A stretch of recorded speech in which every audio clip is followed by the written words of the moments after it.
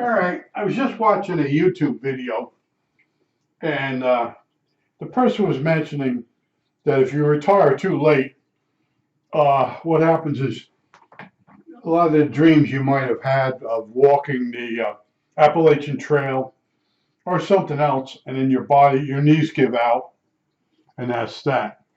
But I always said to people that there are people that go around and they're always talking about what they're going to do when they retire, and it never happens. The one guy I walked with, I told you he was a secret smoker. Uh, he had to work to get the most money. He was so cheap, and I kept saying, I don't know about your health, but you look good. But in other words, you try to retire at a reasonable age, and he went right to 60, 67. He died 9 months later, something like that. Well, anyway, so all these things go through my mind, and I'm sitting there, and this voice, Galumpkis, Galumpkis. And there was this guy. Uh, I hung around school, or I should say, he hung around me. And I went to tech school. I went to Reds. He went to Reds. And some days I would walk. I'd come by on River Road and spot him, and we'd walk together to Reds. He was in the class behind me because he was younger than me. And the real good secretary used to stop and give me a ride. And she was hot. She was wild. And she give me a ride. Well, one day she stopped, she got me, and she picked up this other guy, and I guess he was hitting on her. I didn't really pay attention because I was always a gentleman. I was happy to have a ride. I knew she was out of my league. So the next day, uh, she picked me up, and he wasn't there, and she says, "I'll ride you to school, but I don't like your friend. There's something wrong with him." Well, anyway, so I said to her, "Well, let's leave it where I walk to school by myself, and if I bump into him, I pick him up. I don't really need a ride." I was very nice to her, but that kid was he would say stuff, and he would stay on a subject. And I had another friend who was just like him.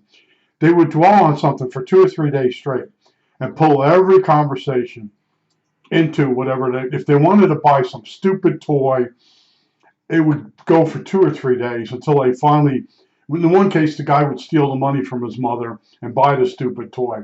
His father left him, and he everything about his life became possessions of stupid crap. And the other one was just stupid. But we're in drafting class, and he just went on and on about Galumpkis. And there was I got to remember the name. It was Stewart's. It was they sell root beer, but they also hamburgers. Well, this particular Stewart's every spring would have Galumpkis. So this kid every day for like 3 or 4 days, he would bring every conversation into Galumpkis. And trust me, I didn't know what a Galumpki was. I didn't want to know. I had a very few foods that I would eat. I didn't like spicy food, didn't like salty foods. And to me, Galumpkis just sounded like something I didn't want. So, but it was one of those things I was going to look up at some point. Well, that was 1970. Just a few minutes ago, I looked up Galumpkis. Now, what started it again was I had a woman across the street from my house, and she would always, every year, "Oh, I got to get over to Stewart's and get some Galumpkis." She never did. She talked about it 15 years at least. I had to listen to Galumpkis, Galumpkis, Galumpkis. And every time I thought about looking it up, I was never near a dictionary, never near the internet. That's just the way it went. And I'd be walking along and I'd think about Galumpkis. I'd hear that guy in my head, Galumpkis, and the woman across the street, Galumpkis. And neither one of them ever got to Galumpkis. And it's the same as the people that are going to walk across the country, like my father, never did it. When he retired, he went around the block a few times. I mean, fairly far, almost a mile. And he'd come home and he'd talk about it. "That's really a long way. You can walk 15." I said, "Yeah, I can walk 15 out and 15 back. I can also do over 100 miles on a bicycle." And my father would just stare at me. It seemed impossible to him. But he waited till He was 67 years old to start walking to get ready to go walk across the country. Of course, he died. He had a heart problem. Anyway, Galumpkis, Galumpkis, Galumpkis. So today I'm sitting there. I got the internet in front of me, and the computer's not locked up. And Galumpkis comes through my mind. I'm like, all right, let's look it up. Well, in my house, we called it stuffed cabbage or pigs in a blanket. That's what we called it. So I had eaten them, and I want to tell you something about Galumpkis or stuffed cabbage or pigs in a blanket. If I could get away with killing someone that served me that crap, I would do it. I hated pigs in the blanket. I would pick I guess it's pork, that's why it's pigs in the blanket. I picked the pork out and they'd get this big piece of cabbage. And both my mother and father, of course, they went through the Depression. And cabbage, I guess, was a rarity, or they ate it all the time, or they really craved it. But to me, cabbage looked like lettuce, but it had none of the nice features of lettuce. And I eat it, and it was disgusting. It was absolutely greasy, disgusting. But I just want to tell you, you're probably sitting at the computer, and you're probably saying, you know, I had a couple things I wanted to look up. And it's the weirdest things. And sometimes you're laying in bed, and just as you're ready to nod off, you remember Galumpkis, Galumpkis. You know, here I had been eating them my whole life. But I guess if you're Polish, you call them Galumpkis. Now, a few weeks ago, I was walking. There was this Polish girl. She's from Poland. And I almost asked her what a Galumpki was. And somebody else just came by and talked right over me. And I'm walking home going, well, we almost found out what Galumpkis are. And then when I got home, I totally forgot about it. And then just now, I looked it up, and it's stuffed cabbage. Yeah, the spices might be slightly different than the way my mother did it. But is that disgusting food? That's not like an egg clare. When I was a kid, I really craved egg clares. And some people found it disgusting. And the other thing is a liverwurst sandwich. Every once in a while, I crave a liverwurst sandwich. And I said to the girl, look, don't use the slicer. Use a knife, cut it as thin as you can, put it on the roll, and kind of spread it in there. I said, it was a food that I had in my household. Liverwurst was probably really cheap.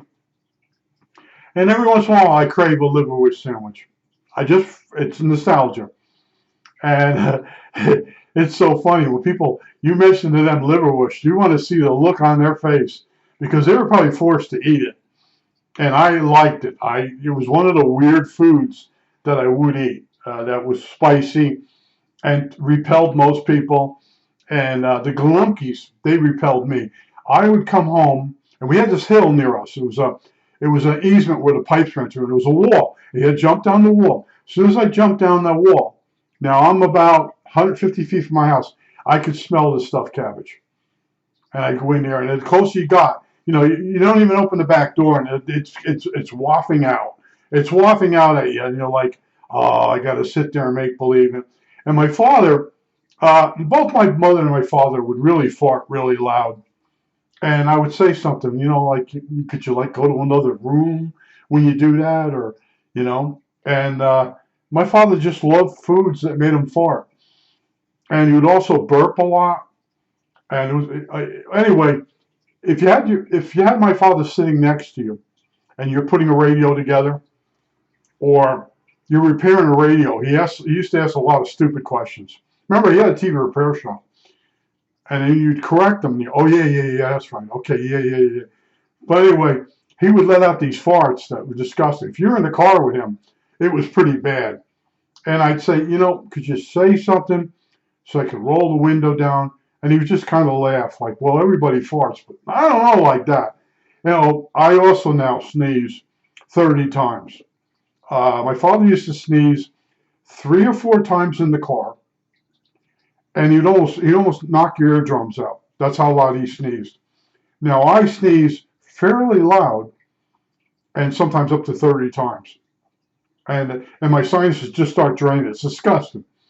And the guy that died, he goes, I went by your house. I heard somebody sneezing inside. Big freaking deal. He kept saying that. Oh, and every time I went by my house, we're walking. He goes, you know, I went by here the other day, and I could hear you sneezing. I'm like, how many times are you going to keep saying this? Is he trying to troll me? No, he couldn't remember that he told me the first time. That's what this is with some of these people. But I just had to tell you the Galumpkis story.